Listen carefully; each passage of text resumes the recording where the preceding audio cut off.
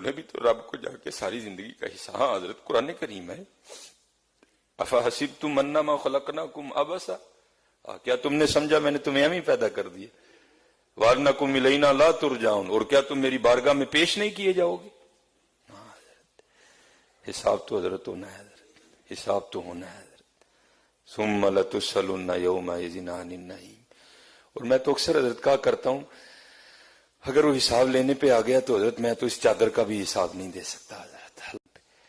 اقبال نے بڑا خوبصورت لکھا تھا، کبھی آپ کو موقع ملے اقبال کو پڑھنے کا.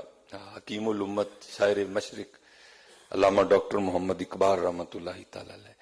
تو اقبال نے لکھا ہے، جس کا عنوان رکھا ہے اس نے ابلیس کی مجلس شورا.